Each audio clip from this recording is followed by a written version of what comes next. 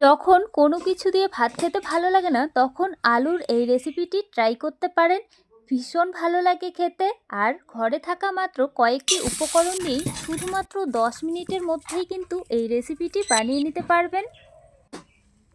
চলুন দেরি না করে মূল রেসিপিটি শুরু করা যাক। তো এখানে আমি বেশ মাঝারি সাইজের অনেকগুলো আলু নিয়েছি। তবে এই ছোট শেপের আলুগুলো দিয়ে কিন্তু এই রেসিপিটি বানালে একটু বেশি ভালো লাগে খেতে। তবে আমার হাতের কাছে এই আলুগুলো ছিল, তাই আমি এগুলো দিয়েই বানাচ্ছি। আপনাদের হাতের কাছে যদি ছোট আলু থাকে তাহলে সেগুলো দিয়েই কিন্তু বানাবেন, তবে ভালো লাগবে বেশি। আমি জল দিয়ে আলুগুলোকে ঘষে ঘষে 2 থেকে 3 বার মতো ধুয়ে তুলে নিয়েছি এই প্লেটের মধ্যে। যেহেতু আমি খোসা সমেত এই রেসিপিটি বানাবো, তাই অবশ্যই কিন্তু ভালোভাবে ধুয়ে নিতে হবে। আমি খুব সুন্দরভাবে ধুয়ে তুলে নিয়েছি। আর এদিকে লাগবে রসুন আর কাঁচা লঙ্কা। আপনারা কিন্তু ঝালের পরিমাণটা কম বেশি করে দেবেন। তো আমি এখানে লঙ্কার বোটাগুলো ছাড়িয়ে নিয়েছি, এরপর রসুনের খোসাগুলো একই সাথে ছাড়িয়ে নেব। আমি এখানে 2টো রসুন নিয়েছি। আর যে কোনো ভর্তা বানাতে কিন্তু রসুনের প্রয়োজনটা একটু বেশিই পড়ে, তাই রসুনের পরিমাণটা একটু বেশি করেই দেব। তবে আলুর পরিমাণ অনুযায়ী কিন্তু রসুনের পরিমাণটা ব্যবহার করতে হবে। রসুন ও লঙ্কা আমি ভালোভাবে ধুয়ে একটা প্লেটে তুলে নিয়েছি। এরপর উনুন জ্বালে একটা কড়ার মধ্যে দিয়ে দেব সাদা তেল। খুবই সামান্য নুন দিয়ে আমি রসুন আর কাঁচা লঙ্কাকে হালকা লালচে করে ভেজে নেব। এরকম একটা লালচে স্পট চলে এলেই কিন্তু সঙ্গে সঙ্গে তুলে নিতে হবে। তো বন্ধুরা, আমি একটা প্লেটে তুলে নিয়েছি।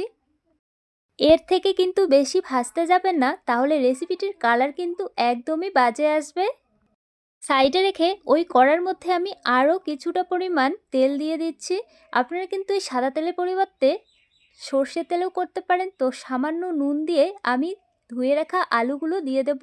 আর একই সাথে দিয়ে দিচ্ছি ছোট একটা বাটি মাপ করে 1 বাটি জল। এবারে ঢাকা দিয়ে আমি জলটাকে শুকিয়ে নিয়েছি। আর দেখুন, মাত্র 5 মিনিট আমি সেদ্ধ করেছি আলুগুলোকে। কত সুন্দর সেদ্ধ হয়েছে আর একটা লালচে কালারও চলে এসছে। তো বন্ধুরা, এরকমভাবে কিন্তু ভেজে তুলে নিতে হবে। এর থেকে বেশি কালার করবেন না। তো বন্ধুরা, আমি খুব সুন্দর একটা কালার করে ভেজে নামিয়ে নিয়েছি। এরপর আমি শিলনোড়ার মধ্যে প্রথমে নিয়ে নিচ্ছি ভেজে রাখা রসুন, কাঁচা লঙ্কা আর দিয়ে দিচ্ছি হাফ চামচ কালো জিরে, স্বাদ অনুযায়ী নুন। প্রথমে আমি লঙ্কা, রসুন, কালো জিরে, নুন দিয়ে বেটে নেব। একদম মিহি করে বেটে নিতে হবে। আপনারা চাইলে কিন্তু শিলনোড়ার পরিবর্তে মিক্সিং বলেও পেস্টটা তৈরি করে নিতে পারেন। তবে শিলনোড়ার মধ্যেই কিন্তু যে কোনো ভর্তা ভালো লাগে বেশি। যেহেতু ভেজে নিয়েছি আর সাথে নুন অ্যাড করেছি, খুব বেশি কিন্তু সময় লাগবে না। আলুর এই রেসিপিটাতে কিন্তু ঝালের পরিমাণটা একটু বেশি দিলেই ভালো লাগে, তবে আপনাদের পছন্দ অনুযায়ী কম বেশি করে দিতেও পারেন। তো বন্ধুরা, আমি রসুন, লঙ্কা, কালো জিরে একদম মিহি করে বেটে একটু সাইডে রেখে দিচ্ছি। এবারে আমি ভেজে রাখা আলুগুলোকে শিলের মধ্যে নিয়ে নেব। খোসা সমেতই কিন্তু এই রেসিপিটি বানালে ভালো লাগে খেতে। অবশ্যই খোসা সমেত বানানোর চেষ্টা করবেন। আপনারা চাইলে কিন্তু খোসা ছাড়িয়েও এই রেসিপিটি বানিয়ে নিতে পারেন। তবে আমাদের বাড়িতে কিন্তু এই খোসা সমেত এই ভর্তা রেসিপিটি বেশি পছন্দ করেন। যখন কোনো কিছু খেতে ইচ্ছে করে না, মুখে অরুচি ভাব থাকে, আলু দিয়ে এই ভর্তা রেসিপিটি বানিয়ে দিলে কিন্তু অনায়াসে 1 থালা ভাত খেয়ে নিতে পারবে। আর এই রেসিপিটি একবার যাকে খাওয়াবেন সে কিন্তু আবারও বানানোর জন্য আবদার করবে। এতটাই সুস্বাদু হয় এই ভর্তা রেসিপিটি। অবশ্যই আমার মতো করে একবার হলেও ট্রাই করে দেখবেন। কথা দিচ্ছি, যেই খাবে আপনার প্রশংসা করতে বাধ্য হবে। যখন হাতে খুবই কম সময় থাকে তখন কিন্তু এই রেসিপিটি বানিয়ে নিতে পারেন ঝটপট। কম বেশি সবার ঘরে কিন্তু সবজি না থাকলেও এই আলু কিন্তু অবশ্যই থাকে।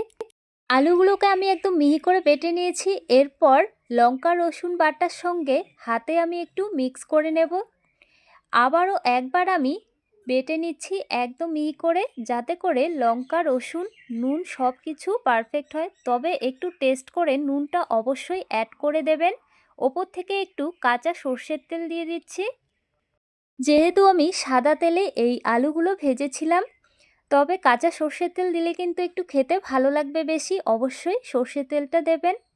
আলুর ভর্তা রেসিপিটি কেমন লেগেছে কমেন্ট করে জানাবেন। এছাড়াও লাইক, কমেন্ট, শেয়ার করে পাশে থাকবেন। শেষ অবধি দেখার জন্য ধন্যবাদ।